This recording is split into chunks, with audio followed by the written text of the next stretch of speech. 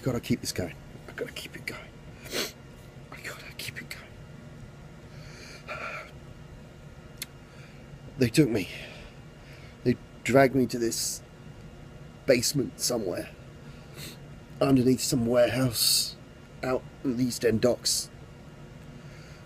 I don't know, I think I didn't see where we were going, and I was so... my mind was a mess. I don't know what that fucker was doing to me in the van, that crazy satchel. But his eyes, he kept staring at me, and I could hear and feel some like madness creeping over me. This fear, this phobia, this paranoia. And then they dragged me inside, and inside this warehouse there was maybe a dozen more of them. All these gangbangers, these rejects, these street thugs, all hanging around. This loud music playing. That Razors walks in the middle with his arms held up, and they cheer him. And I'm dragged behind him like some kind of fucking trophy, and I don't know. I don't understand. I don't understand why I was such a trophy. I'd never seen any of these people before in my life. And I look around, and their faces are all pale and twisted, and they feel inhuman. I feel like a little mouse in a room full of cats. And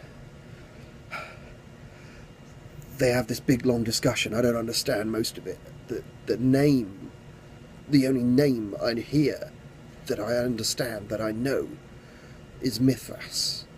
And they keep saying that over and over again, that Mithras is killing them all, Mithras is wiping them out, Mithras has got to be dealt with. And I scream at them at one point, I'm not Mithras, I'm Mithran's son. It's just my name. It's just my fucking name. It's not. And they laugh. They laugh at me like I'm missing some big fucking joke. And they make this decision that I have to suffer. As the satchel guy confirms it, he talks all this weird mystic bullshit about something to do with thin blood and thin blooding, and prophecy, and I don't know what. And they Razors steps into the middle of this warehouse, so they clear a space, and I get thrown down in front of him, and I get told I'm going to have a chance to fight. Show that I'm worth something, and I'm fucking raging for it at this point. I'm so angry, I'm so scared, I'm so fucking... I've lost everything. So I go for him. I just go for him, and he moves like lightning. This big fat lump of lard just moves like a flash. And he kicks 7 shades of shit out of me. He hits like a fucking truck. Each punch breaks one of my arms, kicks out one of my shins. God, and I'm on the floor. I can't walk. I can't use my arm. I'm dead. I think I'm fucking dead. They're gonna kill me right here. And Razors picks me up by the neck, and he bares those fucking huge teeth of his again, and I don't even know where they come from. It's like they slip out, and he bites down on my neck, and everything starts to fade. And I start to fade, and I think this is it. I'm dying. I'm going to go join Gus. I'm going to go join Massimo. I'm going to join all my friends. This is what I deserve. This is what should happen. But I don't. He stops. And he takes his finger and a knife, and he pricks the end of his finger, and he drops one single drop of blood on my mouth. And it burns. And I start to feel something. Like I'm changing. Like I'm healing. My body starts to feel stronger again. And I start to come back from the brink of death. And I think, what the fuck am I doing? What's happening to me? And then it all stops. Like, it's gone wrong. Razors looks surprised. Look, something's gone wrong as well. But I realise he's not looking at me. And I feel like I'm dying again. And I hear this, what sounds like an explosion behind me. And I see chunks of fucking concrete flying through the air. And then I see like half a dozen of those fucking gangbangers flying through the air. And I don't know what's going on around me. There's some blur, there's some violence. They're all screaming in panic. And Razors looks up and like a blur, he's gone. I'm dying on the floor. And there's this screaming and shouting going on around me. And suddenly right in front of me, I look up and I see this beautiful man. The most perfect looking.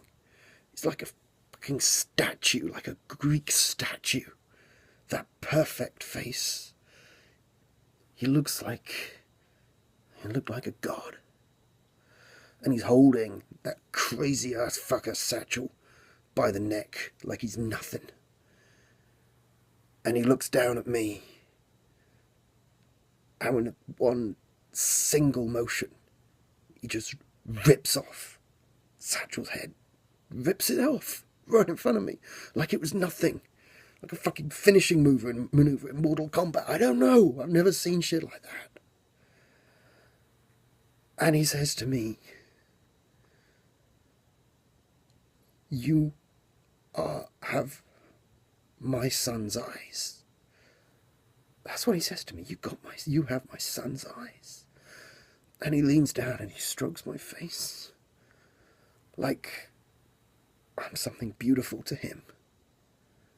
And he says, "You will be preserved." And he takes his wrist and he bites his wrist and he puts it to my mouth. And I'm drinking blood again.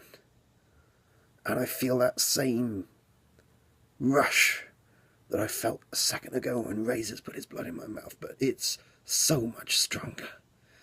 And I don't even know if it doesn't look like blood that I'm drinking out of him. It's so dark, it's so thick, it's so rich. It's like tar. Oh, it tastes amazing.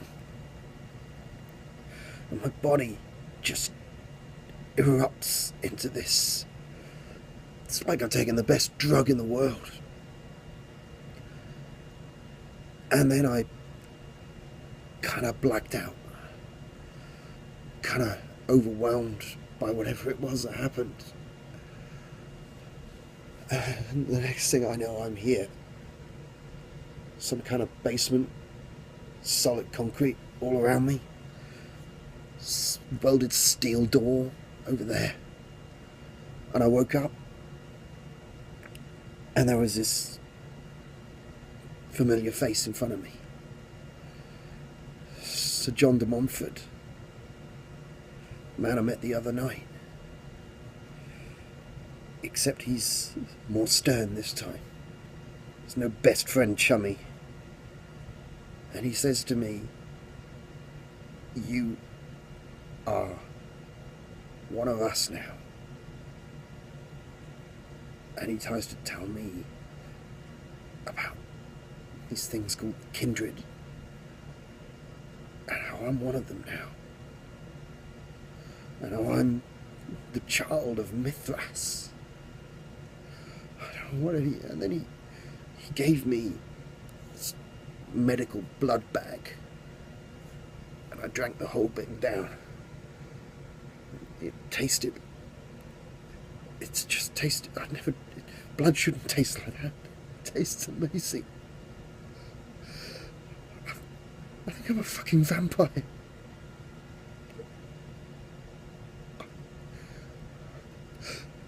And then he gave me one last thing. He gave me this. And then he said, I got a few hours until dawn, and then I'll sleep. And he'll tell me more tomorrow.